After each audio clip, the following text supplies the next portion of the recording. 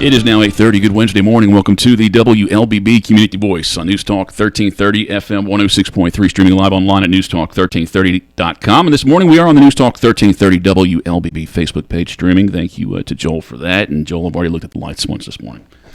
Can't help it. Accidental. Hey, I'm Colin Worthington. Our guest this morning is University of West Georgia President Dr. Brendan Kelly. I have put together about 60 questions, but we'll get through 2 of them this morning at least. Good morning, Doc. Good morning, sir. And appreciate you coming out here just as school started, I think, a week and a half ago. That's right. Was when classes started. Any trends that you saw as far as maybe class interest, course interest, population as far as this first week? I don't know how much data you can get in a week and a half, but anything that you noticed or you're expecting out of this year as far as that? It's interesting that you say that. There's a lot of data that you can gather that's outside of the statistical data that you just talked about. We had a really remarkable entrance for all of the new class of students, so transfer students and first-year students, in a way that I hadn't seen at any university since preceding COVID. The energy is just remarkable, absolutely fantastic. I mean, I was walking my dog on campus last night. I have a Great Dane, so if you want to attract the interest of students, walk your Great Dane across campus. But as my wife and I were walking, it was just a kind of a deluge of engagement from students. When we were at Convocation last week, there's just so much positive energy and involvement, and we took a picture of that new class, and it just filled the Coliseum stands in a way that I haven't seen that level of participation. It's not the numbers. I was going to say, yeah, sometimes it's the participation. Yeah, I mean, that participation is a choice. So there's just a lot of engagement and positive energy and kind of valuing.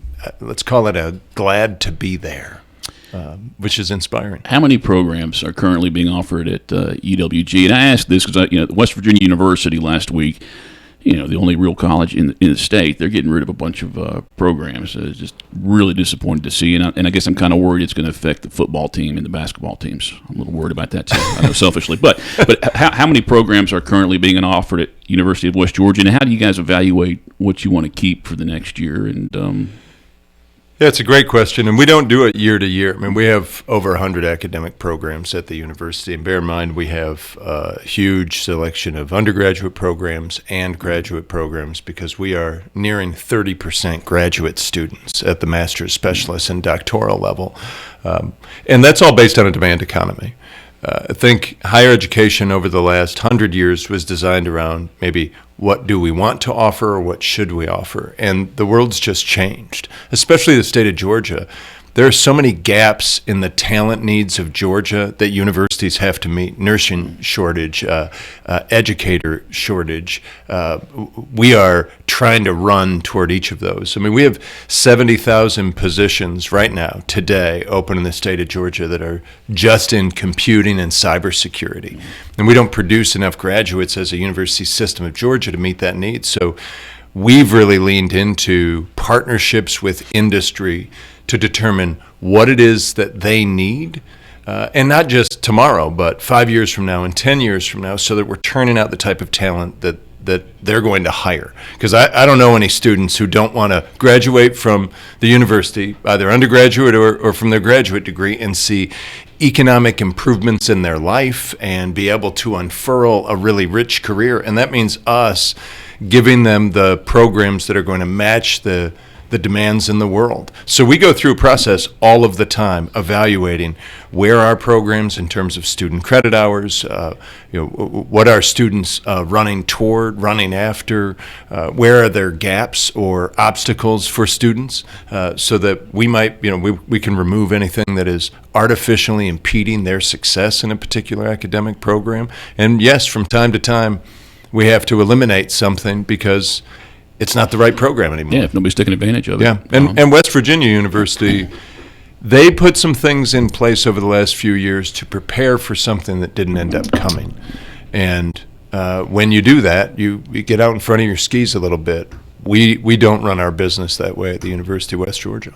Dr. Brendan Kelly, president of the University of West Georgia, our guest on this morning's Community Voice program. We are on the News Talk 1330 WLBB Facebook page, so any questions or comments you may have, please feel free to post those up there, and I'll take a look at them during the break and share them with our guest. Online learning kind of picked up during COVID for our local schools, K through 12, and that probably added for the university as well. And I think primarily from the K through 12 educators, there was talk that we need to have these kids in person. And so we're blaming grades and things that have dropped since that period. I mean, is the university back to all on campus? I mean, what's the benefit of? I mean, I know as far as COVID, but I mean, were there some classes that went to online that never went back to being in person? Yeah, it's a great question. It is probably the central issue that we're grappling with in terms of educational delivery in the United States right now. Students' expectations changed in COVID. Increased flexibility is something they were demanding, and making certain that every moment was kind of used the best way possible. For instance, when I was a full-time professor, we used to lecture, and that's how we delivered information. Well, there's a lot of ways for us to deliver information now, and a student has a difficult time understanding why we don't record a lecture so that they could watch it 6 times if they feel like and make notes at their pace. Well, that's an embrace of technology that really isn't a question of online or face-to-face, but rather how do we integrate technology into the entire experience while at the same time creating really rich relationships, which face-to-face courses provide the opportunity to do. So we are grappling with how do we embrace that technology without just making it this binary question of online or face-to-face, and really say, how do we create relationship-rich education where technology is integrated into it, students get information and knowledge the way they want to receive it, but more importantly, they get experiences that expand their toolbox and mentoring that comes from faculty, so that we're using class time differently. That's a problem we haven't fully solved, but we are making great strides toward it. This year there was a total embrace across our entire curriculum. Every single course offered at the university goes through the learning management system, which is a digital framework that allows students to always see what assignments are, where class content is, their grades. And they experience it the same way in every single course now. That standard of practice helps to answer some of those questions. But at the end of the day, it's not just a question of online or face-to-face. It's a question of what do we want education to be, the relationship between professor and student to be, what role do we want mentoring to play at the university. And for us, those are very, very important components of what an experience at the University of West Georgia is. That experience online, I mean, it can't be, I don't think it can be replaced with what's going on in the classroom, but I don't know where I was going with that. I just kind of feel like, why are they preferring? You said that there was the demand for it. Are they preferring it because they don't want to be in class, because they don't want to be shoulder to shoulder with people, because they have work, because they don't want to shower in the morning? I mean, what's the? I can't account for the showering piece, but yeah, it's a mix of things depending on the person. But our question is, in part, how do they want to receive it? And the next part is, what is the product that is produced as the result of the experience? So from my vantage point, I look at the problem this way. We have to have a really well-educated population, especially those we're in service to at the university. So we got to find ways to deliver it that are impactful and really create development among students where we can tangibly see that development. And that's going to be an education of the head and the hands, delivered in a multiplicity of ways. But let's also keep in mind, as an American public university, when the Surgeon General comes out 4 months ago and says the greatest health risk to the United States right now is loneliness, we have to seriously consider how all of those interactions are going to be delivered. And I want to make certain that whether it's a face-to-face class, whether it's a hybrid course, whether it's just an experience of being on or near campus, that there's community that's built as a result of that.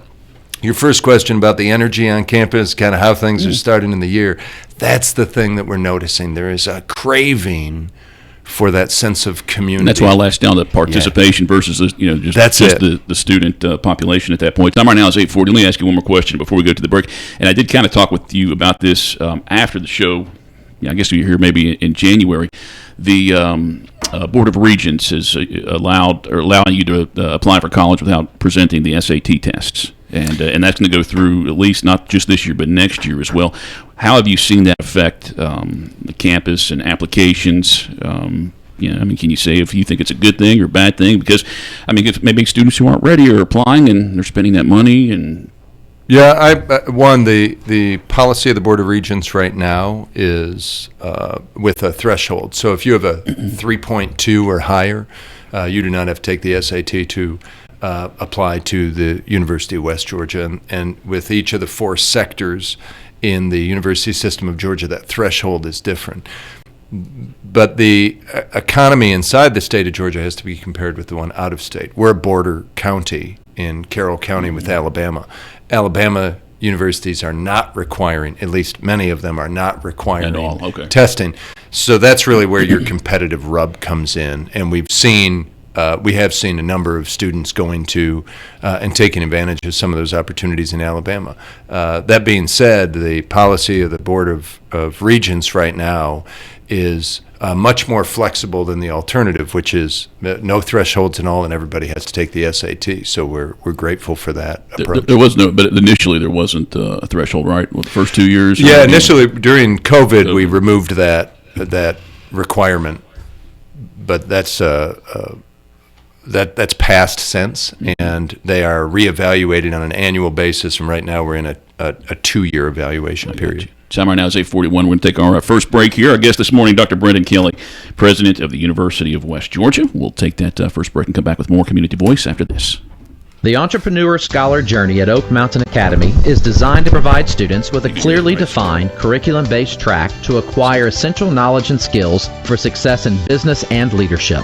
Critical areas include identifying entrepreneurial characteristics, selecting a value position, and business model development. I'm Patrick Uran, head of school, inviting you to journey with us on the mountain. For more information, visit us at oakmountain.us. Discover your journey at OMA. Prepare, explore, and achieve. Health is a journey. It's making better choices, even when it's not easy. It's taking care of yourself and the people you love. At Tanner Health System, we're there for you with every step, with primary care, heart care, cancer care, women's care, orthopedics, surgical services, and so much more. We're dedicated to helping you live and feel your best. So let's get on that journey to health. You've got places to be for many years to come. Find us at tanner.org.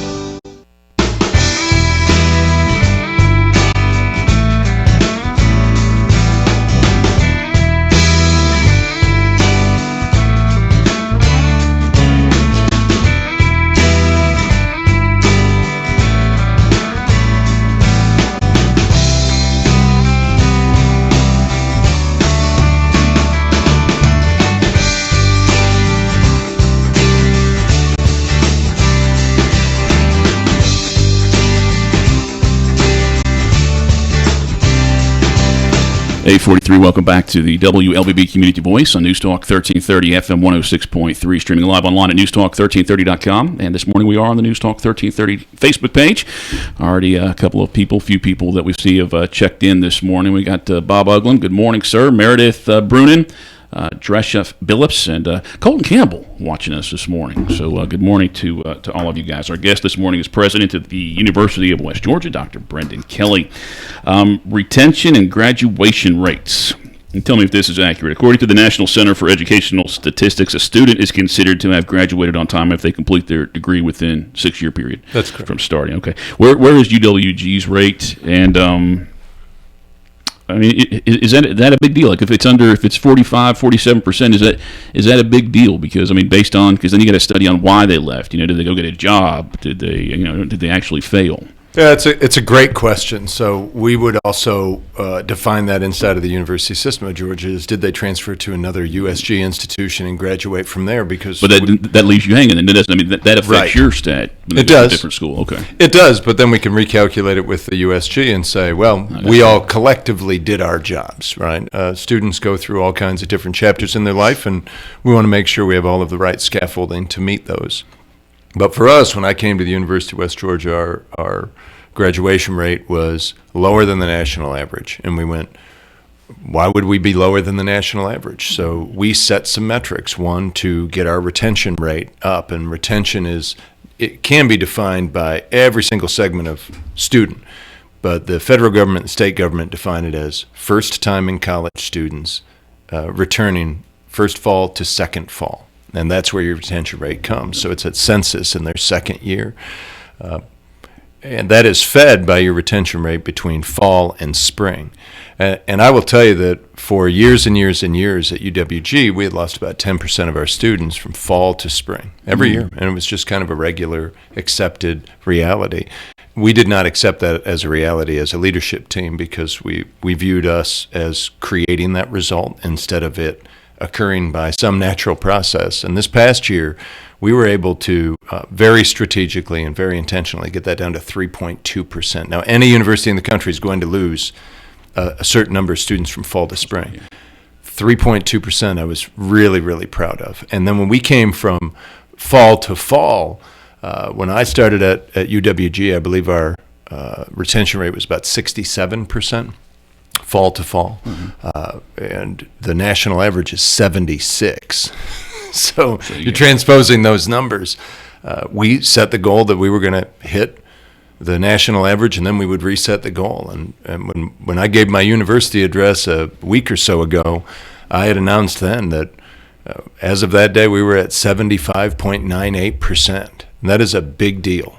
That is students staying in college, being put in the position to be successful in college, us supporting students in the right way, and probably most importantly, them choosing to stay with us because we're providing the type of experience and the type of value that they were seeking in the first place. So we couldn't be more pleased with the results we're getting, because that graduation rate, we believe we're going to hit that national average within the next 24 months. Time right now is 8:47. Our guest this morning is President of the University of West Georgia, Dr. Brendan Kelly.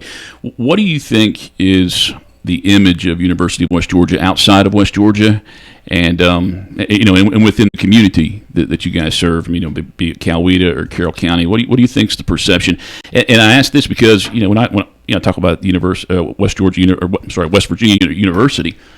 I kind of focus on the sports for those guys. They do good communications courses in doctoral college, medical college, but that is part of the package, the sports. When you think about the university, I'm sure there's a lot of Alabama fans who may think that the University of Alabama is a great school just because of the football team. What coming down to that, what do you think the perception is? Outside of West Georgia. It's a great question. That is an academic brand question that we try to get to new results with every single day. One, athletics matters, and it matters a lot.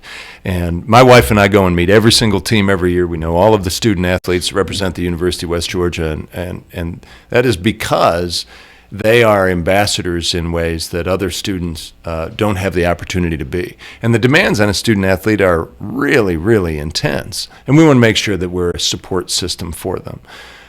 But athletics invites people into the experience of being part of the university. And to enhance that invitation, over the last 2 years, we've really put a lot of effort into the game day experience. Whether you like the sport or not, we want you to be able to come to a UWG athletic event and go, that was a great time.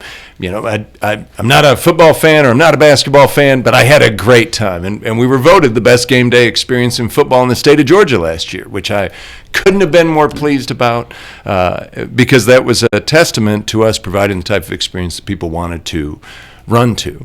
But from a brand perspective, that is an answer that changes all of the time. I look at it from the perspective of like a Coca-Cola company. Now, Coke has had market dominance in the beverage space for years and years and years, but they relentlessly go after continuing to build and solidify their brand. And that is the same type of work that the University of West Georgia has to do. You see, the people that we're serving 15 years from now are little kids. And unless they get connected to the university, then you don't get to kind of grow with that brand. If their parents are fans of the University of West Georgia, then they start wearing little University of West Georgia T-shirts and the like, and that becomes part of their life. we wanted to make sure that we repositioned UWG to be part of people's lives at all kinds of different stages, so that when it came down to which university you want to affiliate with, and you don't have to choose just one, just like we can love more than one child, right? That we would be on that list of places that you wanted to affiliate with for whatever reason, whatever dimension of your life that we were able to positively affect. All right, time right now is 8:50. We're going to come back with our second break here. We're going to come back with about 8-9 minutes left on this morning's program. And if you have a question or comment, if you haven't posted yet, please feel free to do that, and I will look during this break. Community Voice brought to you by Tanner Health System and Oak Mountain Academy. Oak Mountain Academy is an innovative school of academic excellence celebrating over 61 years. I'm Patrick Uran, head of school, inviting you to join us on the mountain to see our mission and vision in action. Academic excellence, a faith-based environment, and dynamic opportunities are just a few of the reasons our families choose Oak Mountain Academy. Academic scholarships and tuition assistance are available. For more information, visit us at oakmountain.us. Discover your journey at OMA. Prepare, explore, and achieve. Health is a journey. It's making better choices, even when it's not easy. It's taking care of yourself and the people you love.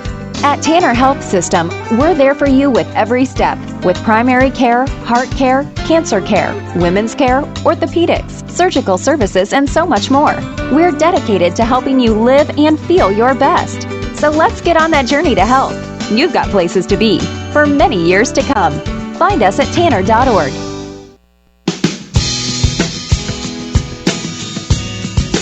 8:51. Welcome back to the WLBB Community Voice Program, News Talk 1330 FM 106.3. Colin Worthington, your host, your guest this morning, President of the University of West Georgia, Dr. Brendan Kelly.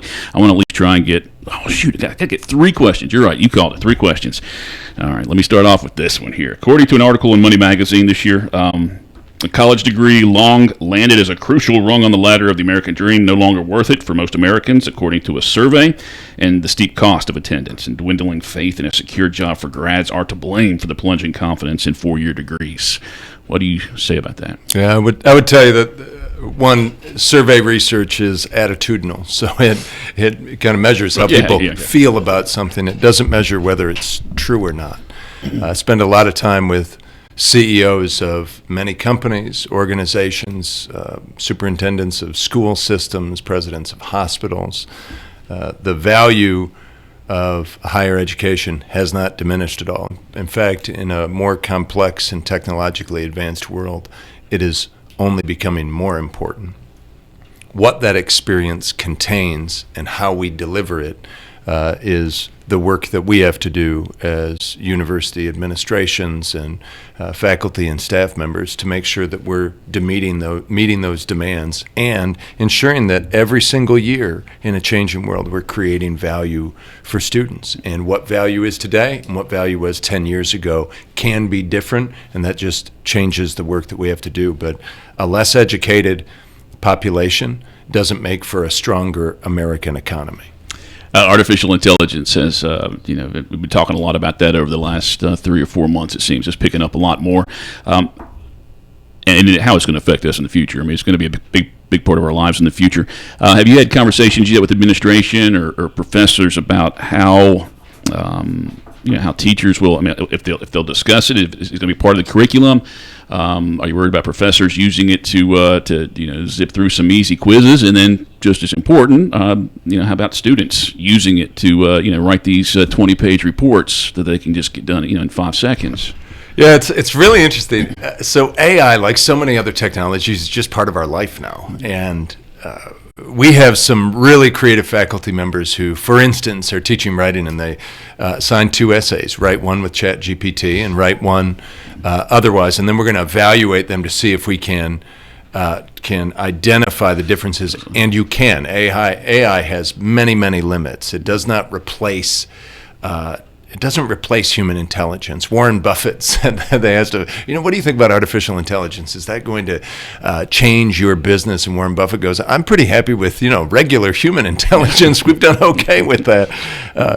But AI is already enhancing many things in our lives. I mean, we use Alexa and Google and Siri for all kinds of things. And that's conversational AI that just supplements how we do things during our lives. my provost, Dr. John Preston, the first time I rode in the car with him, it was very interesting. We were going someplace he had been going for 20 years. But he gets in the car, and he doesn't use a case on his iPhone. It's just, there's no case. And I said, you don't use a case. And his iPhone looks just miraculously perfect. And I said, why don't you have a case? And he said, actions have consequences. I went, I want to work with that guy. But he plugged in the phone, put in the destination that he had gone for 2 decades, and then put it in his console. And the Apple CarPlay brought it up on the map, and I said, you don't know where you're going, John? And he goes, well, of course I know I'm going. He said, but I do not know whether traffic patterns have changed. I don't know if construction is out there. Why wouldn't I have the technology help me be a better driver and navigator than what I would do on my own? And I thought that was such a brilliant way of embracing the technology and highlighting how it can make us better, but it doesn't replace us. I want to bring that cat on the show sometime. We got to get him on here. He's fascinating. We got about 2 minutes left in the program. Did want to give you a chance to announce something that's pretty big in the mathematics department. It's going to have to do with computer science as well. That's right. Yeah, we had our best fundraising year in the history of the University of West Georgia since 1906 last year. Raised more than $16 million, which we're incredibly proud of. But one of the products of that fundraising effort was a really transformational gift that will allow us to bring to life a new named college for mathematics, computing, and science at the University of West Georgia, which those are such key areas for the future of this university. And having that type of financial support to really elevate innovation and the types of experiences that we're going to provide students in concert with industry is remarkable. We couldn't be more excited about that. If a student is a junior right now, are they going to be able to participate in that building before they graduate? Yes, they are, because it's not just a physical space. That's a structural space inside the university. We're going to bring all of those disciplines together, speaking the same language, and really dedicate them commonly to innovation. And we got about 2 minutes left here. I did want to mention about the new partnership. Well, there's a partnership with the Carroll County School System. Let's see if you can get these in 2 minutes. Partnership with the Carroll County School System, new one, and a movie studio that I believe is now being built in Douglas County. That's right. Go West Early is with Carroll County Schools. Superintendent Cowart and myself and our teams got together and said, how do we enrich students' experiences? And partnership was the answer to that. So we have a special partnership with Carroll County Schools where we can offer dual enrollment and really leverage the opportunity for students to earn college credits before they graduate from high school, make that credit count toward their requirements there, and decrease the cost of undergraduate education as a result. It's a great partnership. Couldn't be more proud of that. And they could go on campus, and they have their own. They come to campus every single day and take courses at the University of West Georgia. Which makes you more comfortable when you actually go there. So that's exactly it. And then in Douglas County, yes, Great Point Studios, along with Lionsgate, have a large film and television production studio being built there. We are in partnership with Great Point Studios, and we'll actually be delivering our film and television production courses on site with industry professionals inside of the sound stages at Great Point. Yeah. And that's in part is going to be a wonderful partnership with Douglas County School System, which we can talk about another time. We'll do it. Lionsgate, that's pretty big deal. It is. All right, Dr. Kelly, thank you for coming out this morning. Thank you. And thank you for setting this up, Mr. Campbell. Joel, thanks for doing the cameras. And Josh, thanks for punching the buttons this morning. Time right now is 8:59. Stay tuned for national news here on News Talk 1330 FM 106.3. Have a great Wednesday, everybody.